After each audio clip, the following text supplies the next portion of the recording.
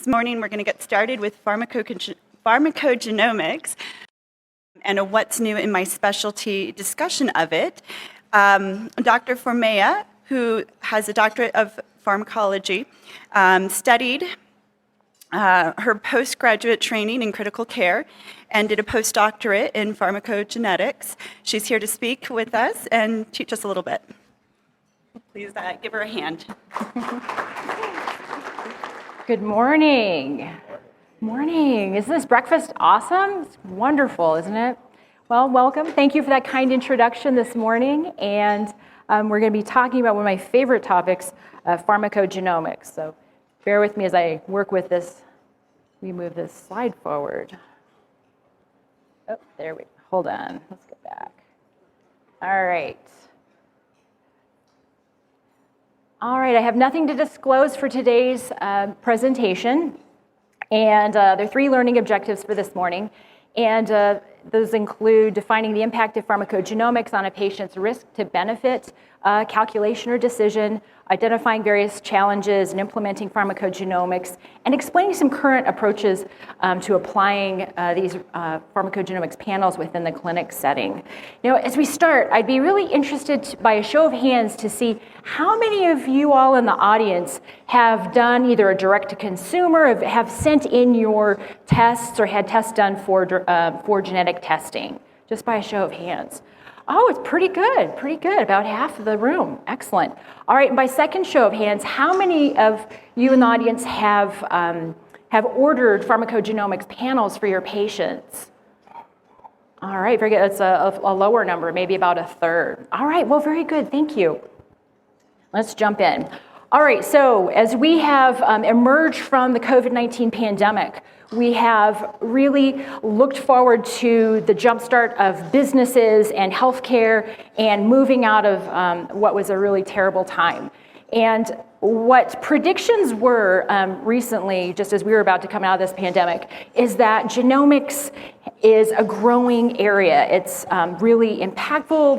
There's a lot of business and money involved, and we're seeing worldwide that globally informed healthcare is a big business. Governments across the world are starting to take this up and to do testing for different countries, such as the UK, for example, and this number is expected to grow from more than $22 billion to more than $54 billion by 2025. A subunit of that called pharmacogenomics, which combines pharmacology with genomics, drugs and genes, as I like to call it, is that we're also going to see growth in this area. Putting the drugs and genes together is big business as well, and we expect to see that to grow to $10 billion by 2030. And where this is all going is a huge trend is that we're looking for cost savings, we're looking to optimize patients' therapy and their care, and to improve drug safety. Now, the National Institutes of Health have set some pretty bold predictions and a great aim that we're looking for by 2030. And 2030 is pretty close. We're already, that's only 7 years away at this point. And we're looking for to be seeing genomic sequencing to be common, and we'll identify every gene's role. We're looking to understand better the influence on the environment and predicting health and disease. And we're moving away from social constructs such as race. We're expecting to have genomics taught more frequently and earlier in the school systems, and having genomic testing being routine, like routine blood draw, and having that being a conversation point with our patients. We're looking to have patients taking this genomic information and having it with them, coming to the clinics and having this available with them, even on their smartphones. And we're looking for this information to benefit all patients and to be looking towards curing more genetic diseases. As we know, we have a long way to go in terms of drug response. Drug response is highly variable, and as this slide shows, we have quite a ways to go in terms of response for drugs we use for asthma, for oncology treatments, and also in areas of behavioral health such as depression and schizophrenia. We also know that drugs are toxic and can be very harmful, and adverse drug events are a leading cause of morbidity and mortality for patients. They land in the emergency departments, they're admitted to the hospitals, and it's expensive. We have a huge burden of cost on the healthcare systems that are as a result of these ADEs. Now, this within the last month or so, maybe 2 months, there was this really interesting study that just came out from, was published in the Lancet journal by Sven et al. As a European paper, and it has given some really great information looking at thousands of patients that genetically guided treatment using genetic information and using that to tailor medication therapies reduced ADRs, adverse drug reactions, in diverse European populations. And that includes different countries, different languages, and different EHRs, so electronic health records. So we're starting to see these threads weaving this tapestry of really impactful evidence is emerging that genetics and medications will help us prevent ADRs with our patients. So as I mentioned earlier, pharmacogenomics is putting the pharmacology with the genes, pharmacogenomics. And another way to think about it, it is the right drug for the right dose for the right patient at the right time. And if we kind of boil that down, what that means is that if we take a bunch of patients and we look at their genetics more deeply, some of these genetic variants, we're starting to understand that some patients do fine with a regular dose. Some patients need higher doses. We might need to double their dose or adjust that. And then some patients need less, maybe little baby doses of medications. And then we have patients that altogether need something entirely different because that drug doesn't really work for them. So now we're going to jump into a time travel machine, and we're going to go back to pharmacology for a minute. I promise I won't take too long because pharmacists have to talk about pharmacokinetics and pharmacodynamics.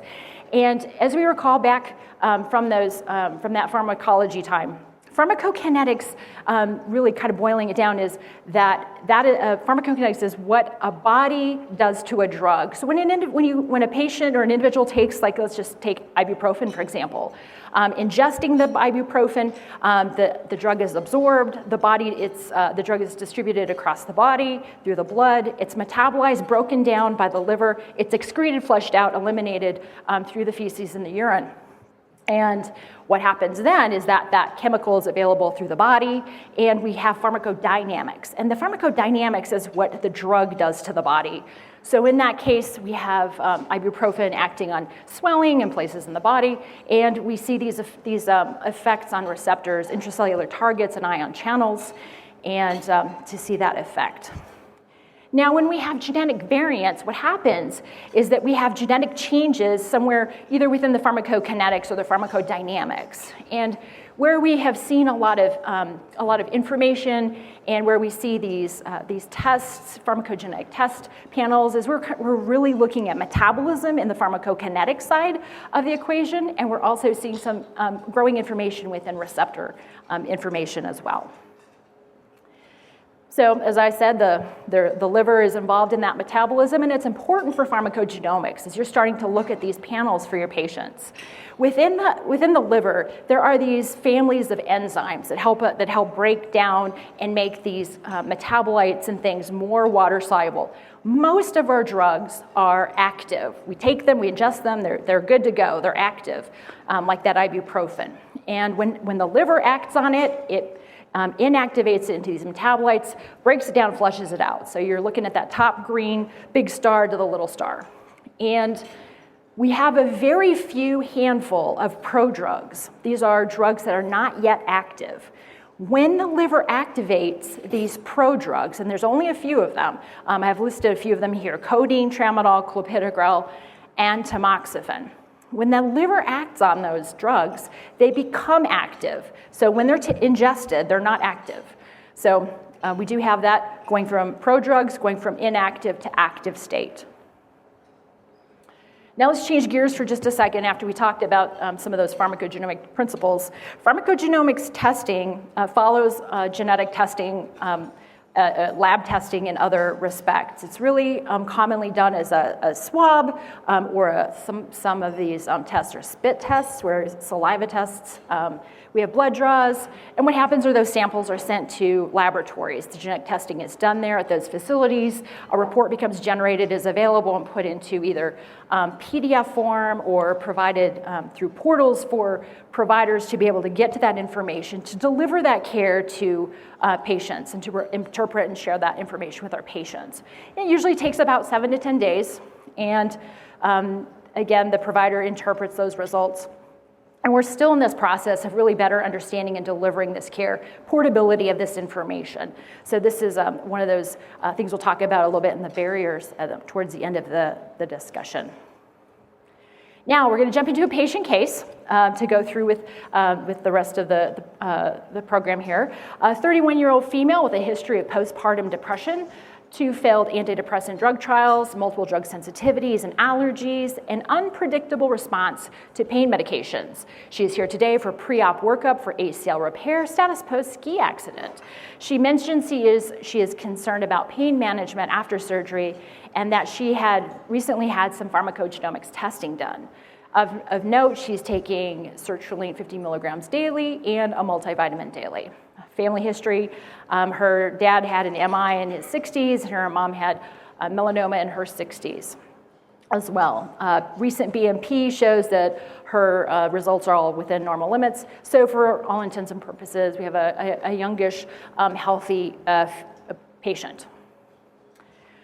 So we're going to talk through four different items real quick with through our discussion here. And the first one is, what are red flags that this patient may have genetic variants impacting her drugs?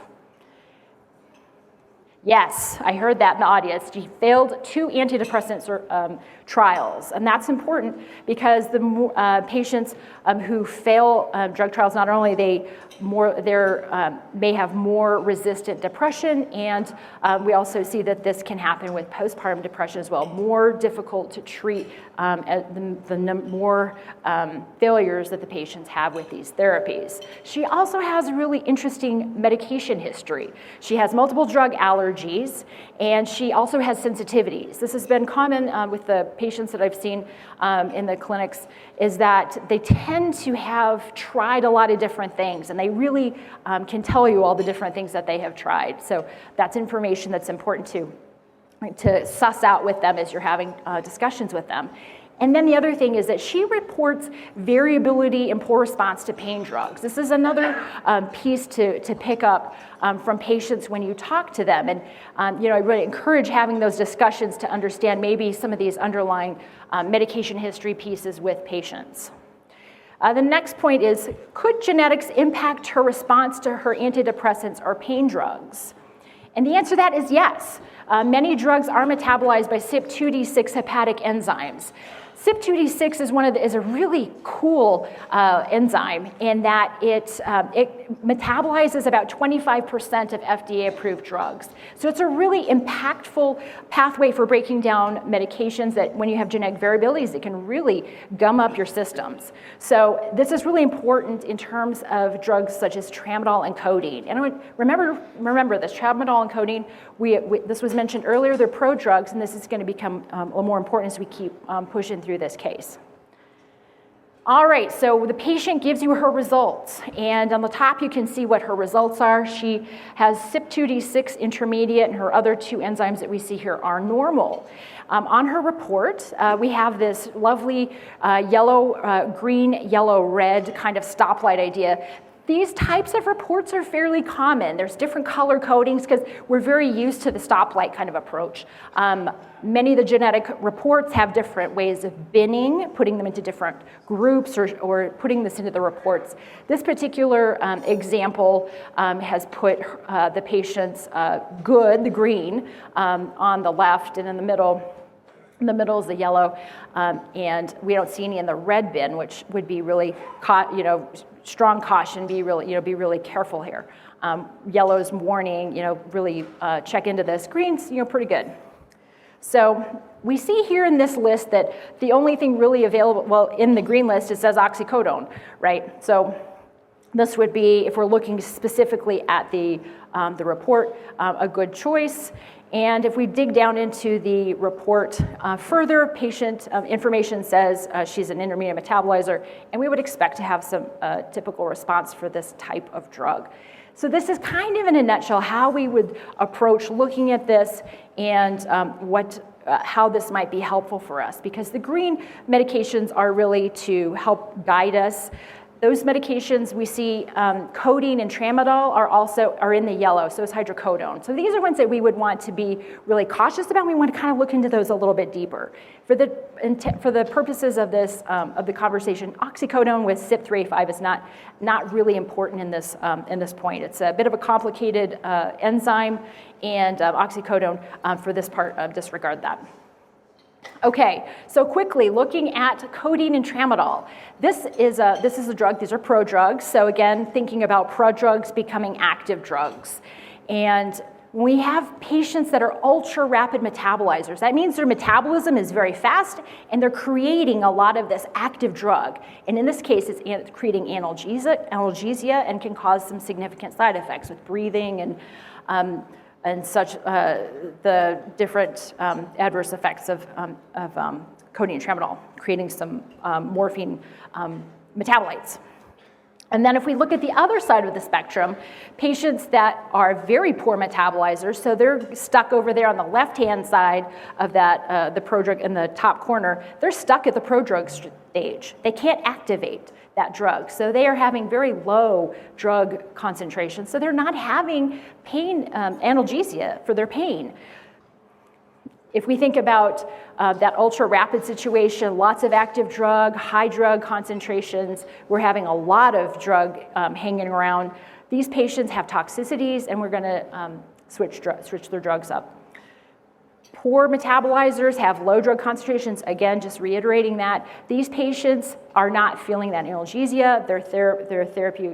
They're having therapeutic failures, and there are also groups that are going to be switching up their drugs as well.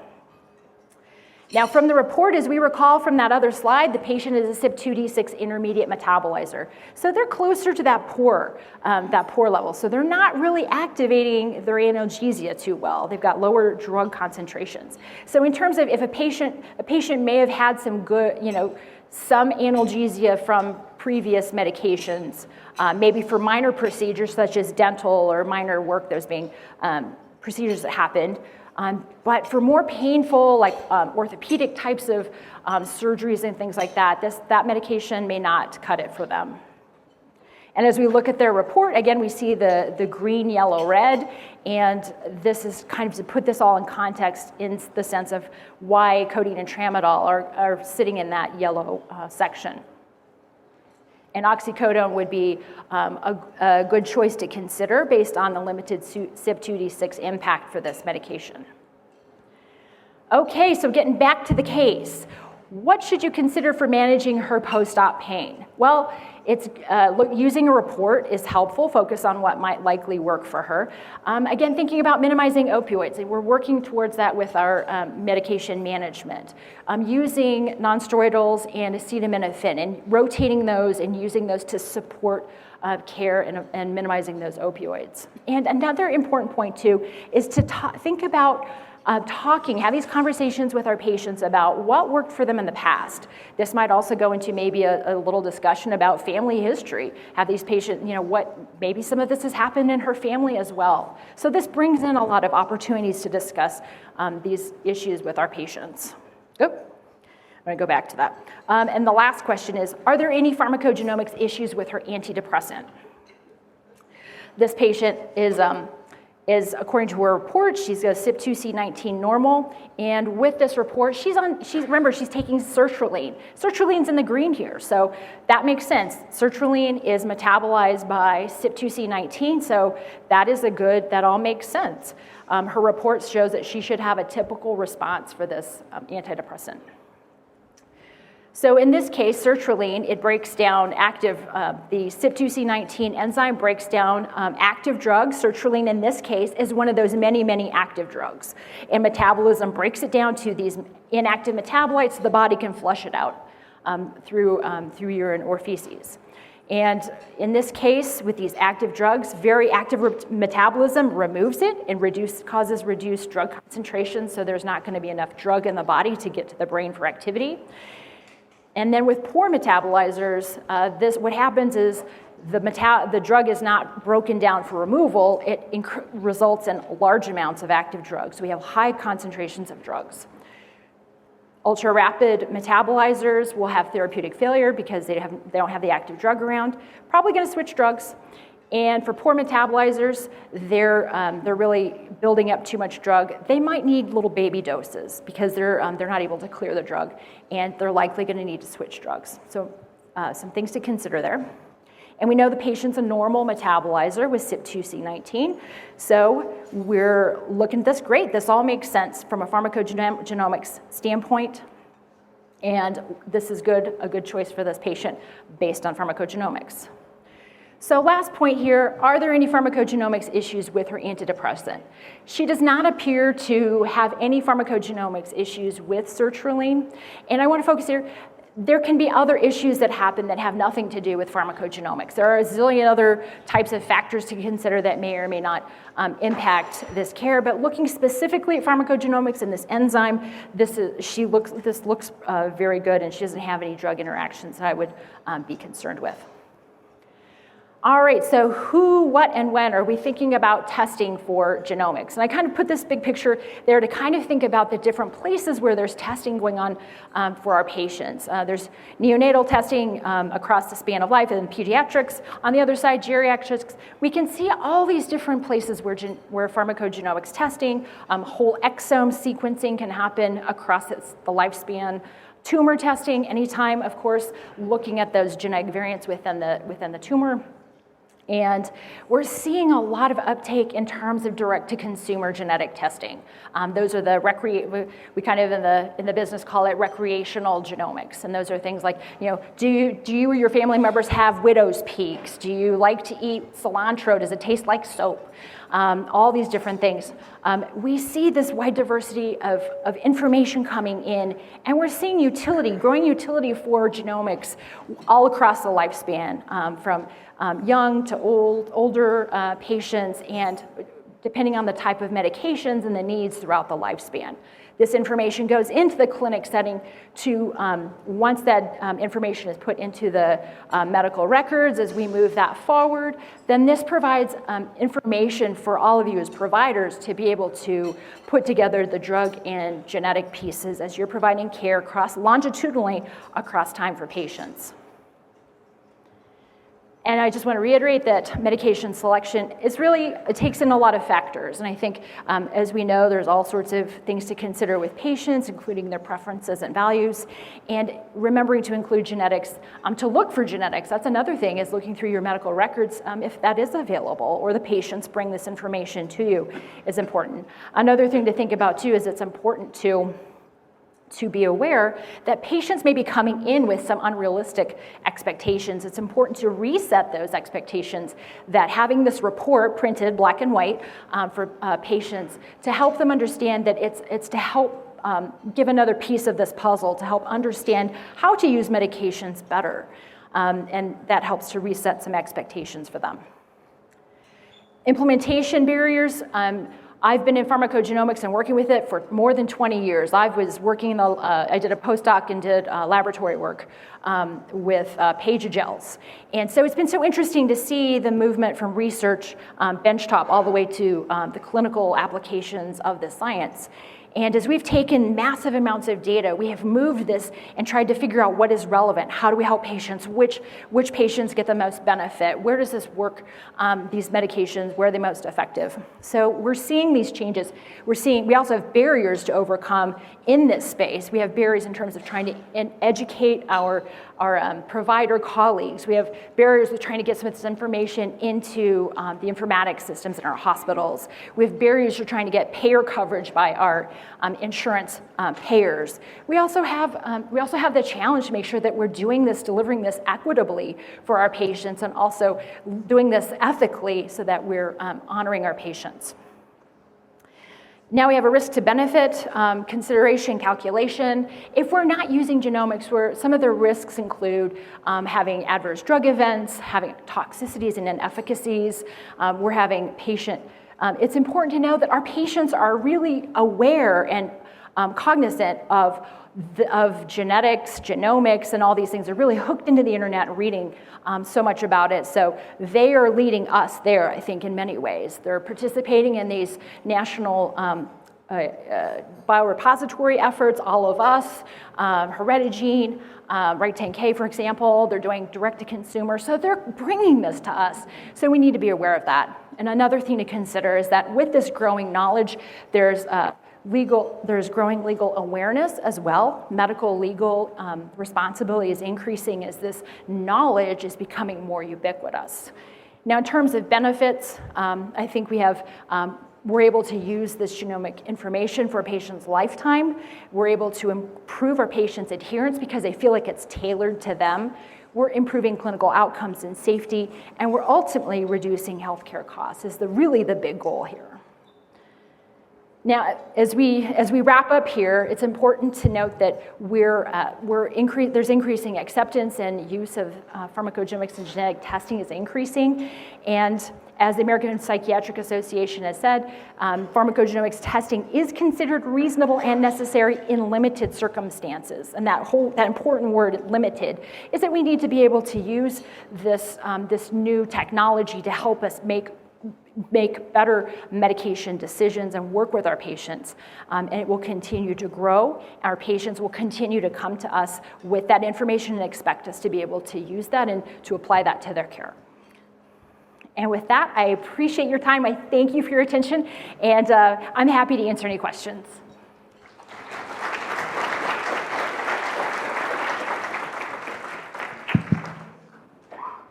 Two questions. So I've seen the reports that have come out, and they're about a dozen pages long.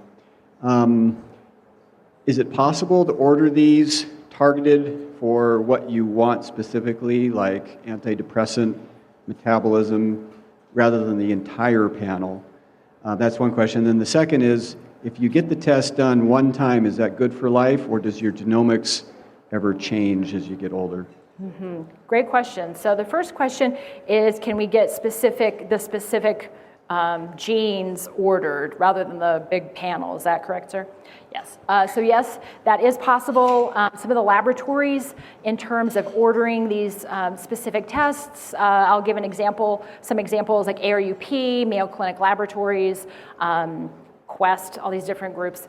You have opportunities to go in and specifically order which ones you want. So yes, you can do that. You don't have to do a big panel. In terms of reimbursement for by payers, it costs about the same whether you're ordering one gene that you might be looking for or a panel. So just be aware of that. And I also want to say, anytime you're working with insurance, you're talking to your patients, the patients really do need to be aware of if it's going to come out of their pockets and how much they're going to pay for that. So they need to talk to their insurance companies because this is constantly changing, especially with coverability with Medicare as well. And the second question, I forgot the question, I'm sorry. So the question is one time good for life? So that's a really good question, and I would say that for the most part, what is identified in these genes, we can use that throughout their lifetime. But there are some caveats there.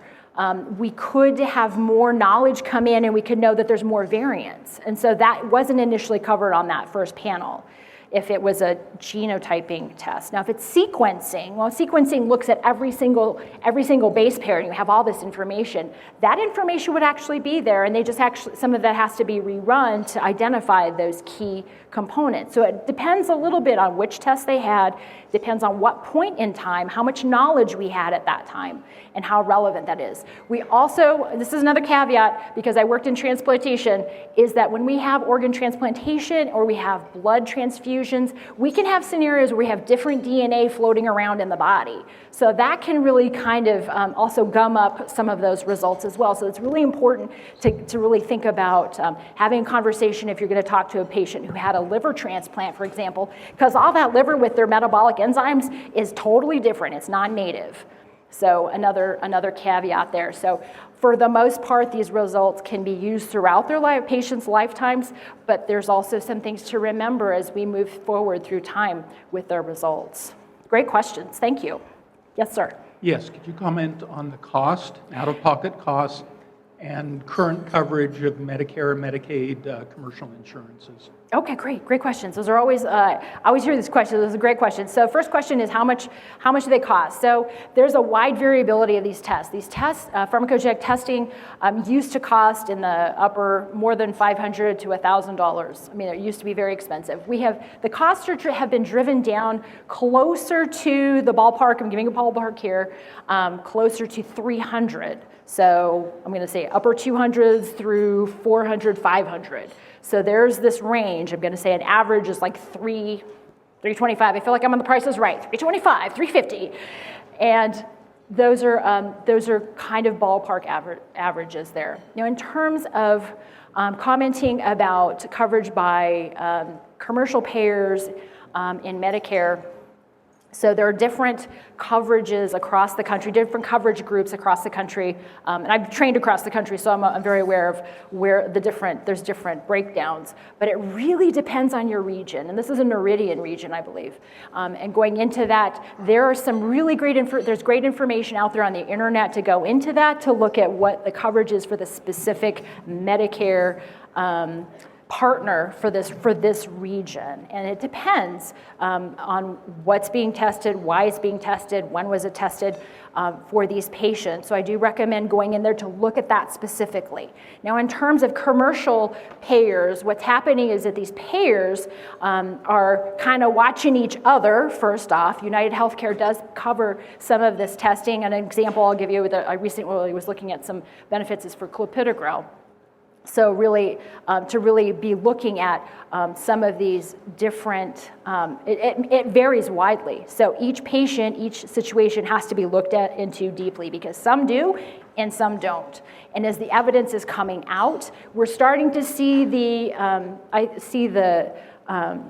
needle move towards more coverage. And I think we'll see more of this as we see harmonization across our laboratories, and we see them all more on the same page. We're testing all the same variants because there's some variability there.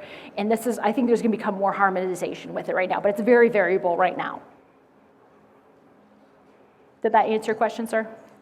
Thank you. Yes, sir. Hi. So 15 years ago when I was in medical school, I was excited about this. I thought this will be, it'll be very accurate prescribing of all medicines. It hasn't really shaken out that way. Are there some snafus to this technology that maybe we don't see that? I prescribed a red medicine for a patient that worked way better than the green. Like, help me with that scenario. Right. So again, a test is a test, right? I mean, any test you look at, you take it with a grain of salt. You rely on your partners. For an example, if you're looking at a pathology report, you had a sample taken, and you would rely on your pathologist colleagues to give you a reading, to interpret that. And a lot of times, I would say too, with pharmacogenomics reports, this is an important piece as well. If a patient has been, I'll give you an example. So for a patient may be a poor 2D6 metabolizer, so they don't do very well with high doses of beta blockers, for example. Historically, what we would see is that these patients were on very baby doses of this medication, and we needed this medication post-MI to help, manage the sequelae and things like that. So we want them on beta blockers, but we would use very, very small baby doses. So that would be a situation where, in the red, that would be a drug that, somebody who came in and a patient says, I shouldn't be on this red drug, I shouldn't be doing this.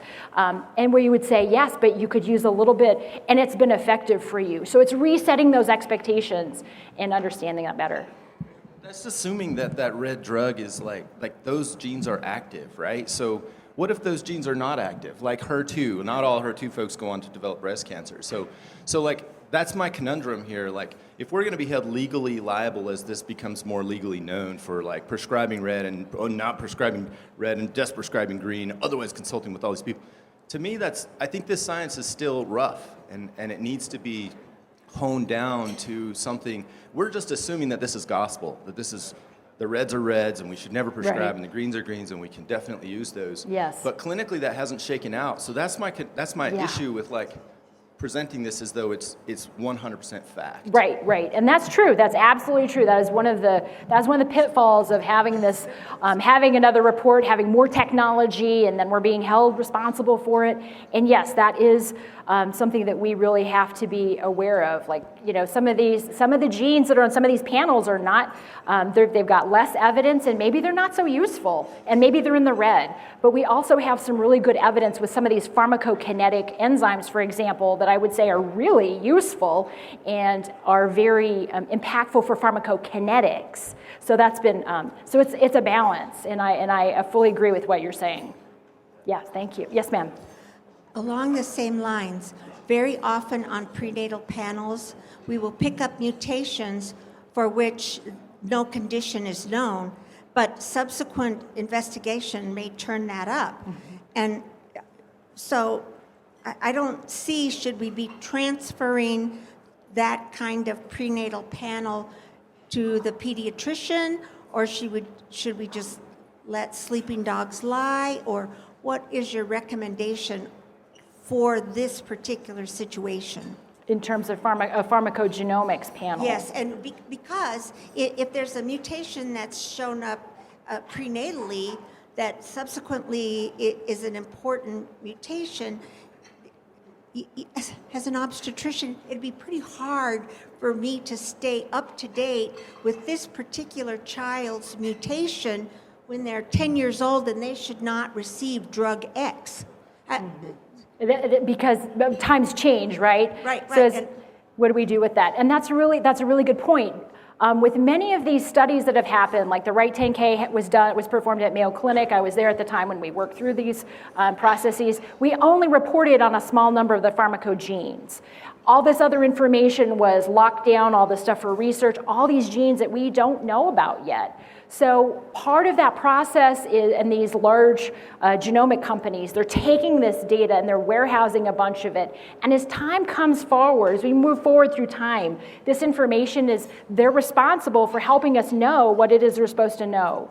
So that's another challenge, is that we need to be able to understand, you know, what genes are currently relevant, even though testing was done in the far distant past, to be able to prescribe well for these patients moving forward. But that's a big piece of information that they've been exploring with research in terms of going through and updating these panels. St. Jude's Children's Hospital warehouses this data, runs this data, reruns this data, sends data out to the patients and to their families, letting them know when they have new variants and they need new decisions made about their therapeutic care. So that's another responsibility we have with informatics and with better understanding genomics and that upcoming research that continues to move us forward. Because we're not static, we're still moving forward, and in some ways still building that plane as we're flying. So I want to thank you today. Thank you. Thank you, Dr. Formea.